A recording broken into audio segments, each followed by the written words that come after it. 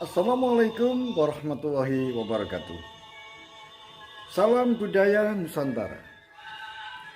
Pemirsa, ketemu kembali dengan Kilamong Putra. Pemirsa dimanapun Anda berada, saya akan melanjutkan keterangan saya tentang Gajah Mada dalam cerita rakyat Lamongan. Pemirsa, pada episode yang lalu diterangkan bahwa tiba-tiba ada seorang penunggang kuda masuk ke pintu gerbang barat. Dia adalah Raden Kudo Amerto. Kemudian oleh Gajah Mada dan Gajah Enggon kemudian diberhentikan. Kemudian ditanya, dari mana? Malam-malam dalam keadaan masih sakit. Kemudian Gajah Mada melanjutkan ingin menanyakan sesuatu. Tentu saja Kudo Amerto sangat pucat setelah mendengar apa yang disampaikan oleh Gajah Mada. Akhirnya Kudo Amerto mempersilahkan untuk berbicara di dalam istana saja. Pemirsa dimanapun Anda berada, bagaimanakah kelanjutannya? Pemirsa, ketika Gajah Mada dan Gajah Enggon sudah berada di dalam istana, kemudian mereka bertiga duduk. Kemudian Kudo Amerto bertanya, apakah yang paman ingin ketahui dari saya? Silakan untuk ditanyakan. Kalau aku bisa menjawab, maka akan saya jawab. Tetapi kalau aku tidak bisa menjawab, jangan dipaksakan aku untuk menyesuaikan. Baiklah, Raden, saya akan bertanya apa adanya. Dan kalau bisa kamu jawab jujur apa adanya, supaya tidak kita mengalami kesulitan. Raden, aku ingin bertanya, apakah Raden kenal dengan seseorang yang namanya Bramarat Bumi? Siapa, paman? Bramarat Bumi. Bramarat Bumi? Saya tidak kenal. Mendengar saja baru sekarang. Baiklah kalau begitu. Kalau begitu, apakah Raden mengenal seseorang yang namanya yaitu Panji Wirodopo yang sudah meninggal kemarin di istana itu? Oh, kalau itu kenal. Itu adalah paman saya. Itu adalah kakak dari ibu saya. Jadi Panji Wirodopo itu adalah paman dengan saya. Oleh sebab itu saya juga mendapatkan banyak bimbingan dari Panji Wirodopo. Oh, begitu ya. Benar, paman. Seperti itu keadaannya. Apakah Raden juga mengenal sebuah nama, yaitu Mapanji Dia Halayuda? Saya hanya mendengar cerita-ceritanya saja. Paman, apa yang Raden ketahui tentang Mapanji Dia Halayuda? Kalau yang saya dengar, dia adalah orang yang kurang baik. Baiklah, kalau begitu Raden, sekarang saya jelaskan bahwa seseorang yang namanya Panji Wirodopo, yaitu pamanmu itu mempunyai nama lain, yaitu Bramarat Bumi. Bramarat Bumi adalah kaki tangan dari Mapanji Dia Halayuda Bahkan dia lebih bengis daripada Mapanji di Halayuda.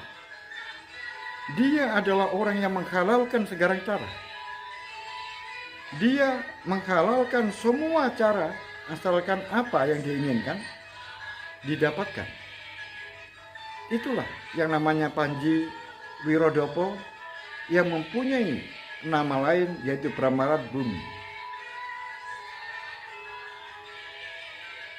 Pemirsa dimanapun Anda berada, betapa terkejutnya yang namanya Kudo Amerto mendengar penjelasan dari Gajah Mada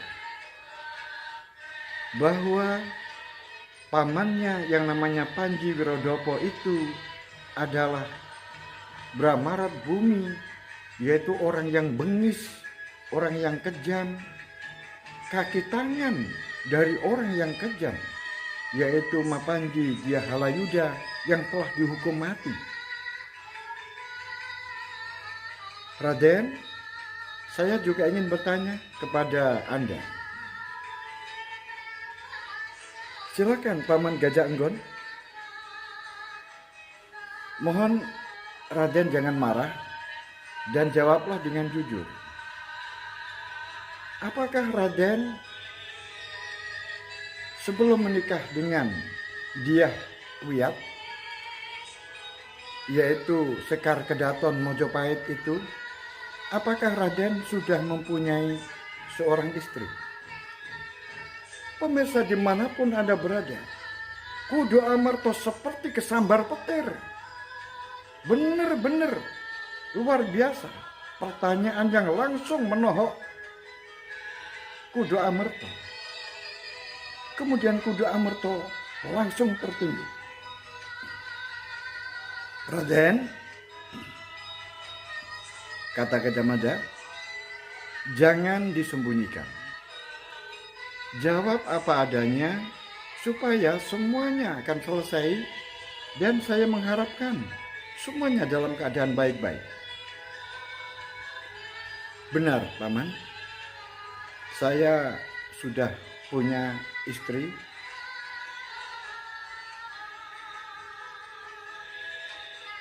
Siapa namanya? Namanya adalah Dyah Menur Adiningsih. Dia berasal dari Jurang Serut Brau. Oh, begitu ya. Baiklah, Raden. Saya kira cukup keterangannya. Cuma saya berpesan, ini adalah urusan pribadi Raden. Tolong diselesaikan dengan sebaik-baiknya. Karena ini juga sangat membahayakan bagi keselamatan Raden. Karena Raden bisa terjerat di dalam hukum Makuta Ranawa Dharma Sastra. Dan hukumannya juga berat. Karena ini berkaitan dengan raja dan putri raja. Baiklah, kalau begitu cukup sampai di sini. Silakan Raden istirahat, jangan kemana-mana karena sudah malam.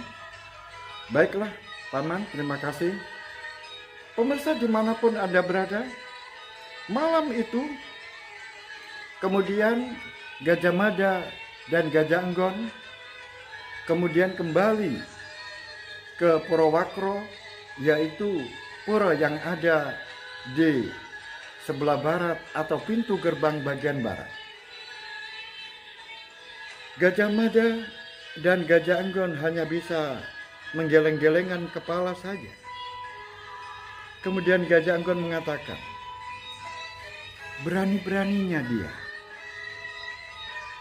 Ini kaitannya dengan nyawa. Ini kaitannya dengan lehernya. Kalau dia salah sedikit saja, sudah putus ini lehernya Kudo Amerto. Benar adikku Gajah Enggon. kamu benar. Tapi yang tahu cuma kita berdua.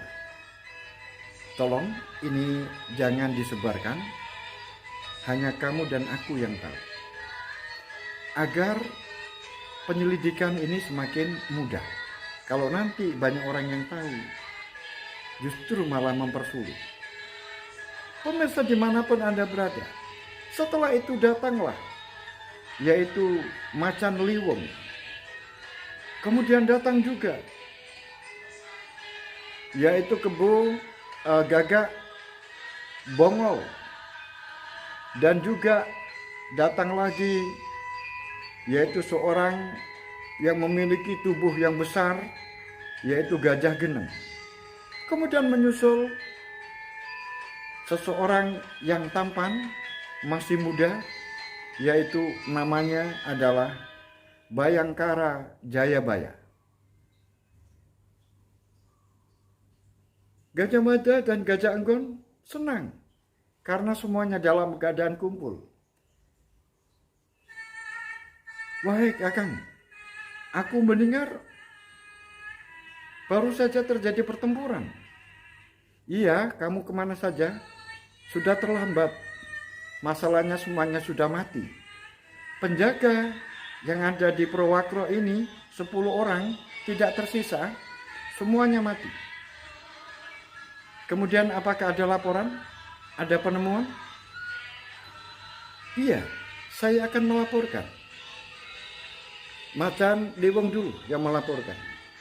Pemirsa dimanapun Anda berada, akhirnya Macan Liwong melaporkan bahwa dia melihat dengan mata kepalanya sendiri bahwa pada sore itu dia melihat Kudo Amerto memacu kudanya cepat, yaitu setelah itu diikuti oleh saya. Kemudian ternyata dia menuju ke sebuah desa namanya Jurang Serut, dekat desa Brau. Dia mencari seseorang yang namanya adalah Dyah Menur Adiningsih. Kemudian Gajah Geneng dan Jayabaya sangat terkejut dengan laporan itu. Tetapi untuk Gagak, termasuk Gagak Bangol, juga sangat terkejut dengan laporan itu. Tetapi beda dengan Gajah Enggon dan Gajah Mada. Wahai kakak, Kakang Gajah Mada dan Kakang Gajah Enggon kok kelihatannya santai-santai saja? Iya, karena saya sudah tahu. Kakang tahu dari mana? Saya tahu langsung dari orangnya. Baru saja saya tanyai bahwa dia baru saja datang dari Jurang Serut Brau untuk mencari seseorang yang namanya adalah Menur Adiningsih. Dia itu istrinya, Kang. Iya, saya juga tahu. Dia juga mengakui. Kemudian bagaimana laporan yang lain? Gagak Bongol, saya ingin melaporkan juga, Kakang. Ini juga sejenis, Kakang. Saya ini tadi belum lama ini, kemudian saya datang ke sini. Saya bertemu dengan seseorang, yaitu Cakradhara. Raden Cakradhara ini bercakap-cakap dengan seseorang namanya Pakereng Suramurdo, yaitu orang yang bertugas merawat kuda-kuda dari Raden Cakradhara. Saya benar-benar terkejut. Karena apa? Dia membicarakan yang namanya Pakereng Suramurdo ini, yaitu tukang kudanya Cakradhara ini, mengatakan Apa yang dikatakan seperti ini? Wahai kamu, keponakanku, kamu harus benar-benar semangat, pengaruhi istrimu. Jangan sampai kamu kalah dengan kudu amerto. Karena ini nanti, ini menentukan nasibmu. Kalau nanti istri Gitarja itu naik menjadi seorang raja, maka otomatis kamu juga menjadi raja. Karena tidak mungkin seorang perempuan bisa memimpin. Pasti kamu yang dirajakan. Dan itu membawa dampak yang luar biasa terhadap keluarga kita. Kamu bisa mengangkat sanak familimu dan mengangkat derajat sanak familimu yang lain. Oleh sebab itu, paman berusaha sekeras mungkin bagaimana supaya kudu amerto itu bisa terbunuh. Seperti itu, kan? Saya sungguh benar-benar terkejut. Pemirsa dimanapun Anda berada, orang yang hadir di tempat itu benar-benar terkejut mendengar laporan dari Gagak Bongol ini. Iya. Kemudian Gajah Mada hanya bisa berpikir dan hanya bisa iya saja. Sebetulnya apa yang ada di dalam kepalanya sudah tertanam. Berarti semuanya ini ada hubungannya. Benar. Saya tidak mengira kalau ini ada hubungannya dengan Cakradhara. Kemudian kamu, Jayabaya, apa yang kamu laporkan? Saya tidak punya laporan, Kakang. Saya punya, Kakang. Silakan kamu, Gajah Geneng. Apa yang kamu ketahui? Saya tadi mengetahui ada 15 orang berkendaraan kuda. Kemudian orang-orang ini sekarang ini posisinya sedang berkumpul di sebuah tempat, yaitu di Randu Gantung. Nah, apakah orang-orang ini yang tadi melakukan sebuah pembunuhan terhadap prajurit-prajurit kita? Benar, itu. Kalau begitu, ayo kita kejar. Sebentar, kita tata dulu. Kita saat ini, yang pertama adalah apa yang kamu dengar malam ini. Satu, jangan sampai pernah bocor kepada orang lain. Kamu harus bisa merahasiakan ini. Karena ini sungguh sangat berbahaya. Janji? Janji, Kakang? Pemirsa dimanapun Anda berada, semuanya berjanji kepada Gajah Mada untuk merahasiakan apa yang didengar malam itu. Kemudian sekarang begini, untuk urusan 15 orang yang naik kuda, aku serahkan kepada Komandan Bayangkara, yaitu Dimas Gajah Anggor. Silakan, Dimas. Baik, Kakang, terima kasih. Kalau begitu begini, kita bagi menjadi 2 kelompok. Kelompok yang pertama yaitu Gagak Bongol. Kamu nanti berangkat di ujung, yaitu di Pakaringan. Kemudian setelah nanti di Pakaringan bersama prajurit kamu ajak, kemudian nanti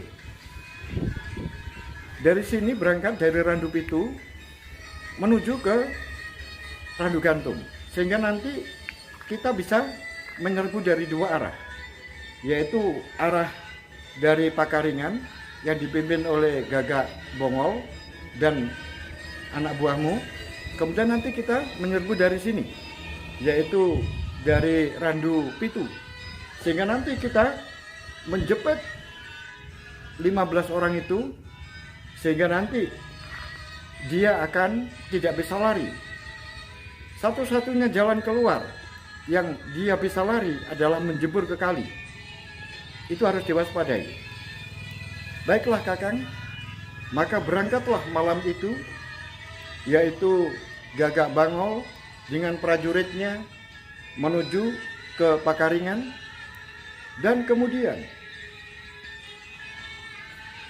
Gajah Mada, Gajah Enggon, kemudian Gajah Geneng dan Jayabaya menuju ke Randupitu, yaitu sebuah tempat yang ada di sebelah selatan dari pintu gerbang barat, kemudian menuju ke sebuah tempat yaitu di Pakaringan. Pemirsa dimanapun Anda berada, kemudian setelah sebuah anak panah sonderan meluncur ke atas, itu menandakan bahwa yaitu Gagak Bongol sudah ada di tempatnya. Oleh sebab itu dijawab dengan 2 panah sonderan ke atas, berarti sudah siap. Dan akhirnya disusul dengan sonderan anak panah yang ketiga. Maka artinya adalah menyerbu bersamaan. Pemirsa dimanapun Anda berada, ternyata 15 orang itu dalam keadaan santai. Dia tidak menyadari kalau dia dikepung dari 2 arah. Sehingga tiba-tiba dia disergap dan kemudian terjadilah pertempuran yang hebat. Setelah itu, tiba-tiba Gajah Mada mengatakan, "Wahai siapapun kamu, kalau kamu menyerah, maka aku akan mengampuni kamu. Tetapi kalau kamu melawan, maka tidak satu pun yang saya sisakan hidup. Silakan kamu pikirkan, menyerah atau kamu berperang." Pemirsa dimanapun Anda berada, rupa-rupanya pengaruh suara Gajah Mada ini luar biasa. Akhirnya satu persatu mereka itu keluar dan kemudian sambil mengangkat tangan, sambil mengangkat tangannya dan kemudian menyerah. Kemudian satu persatu mereka ditali oleh para prajurit, direnteng sehingga mereka tidak bisa lari kemana-mana. Tetapi ada satu orang yang nekat melompat ke kali. Cukup lama ditunggu arahnya kemana. Apakah dia yaitu menyongsong arus sungai atau dia mengikuti arus sungai. Tetapi dia tidak muncul. Akhirnya dibiarkan. Kemudian orang-orang yang sudah ditangkap ini kemudian dibawa ke suatu tempat. Tapi sayang, pemirsa, walaupun mereka bisa tertangkap, tetapi Gajah Enggon tiba-tiba roboh di hadapan Gajah Mada karena dia terkena lemparan batu dan pas mengenai kepalanya sehingga dia jatuh pingsan.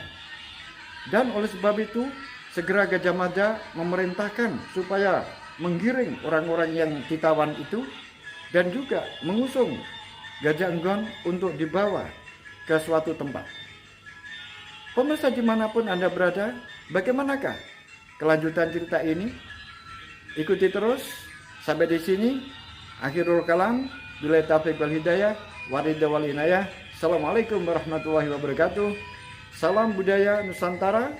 Sampai ketemu pada episode selanjutnya.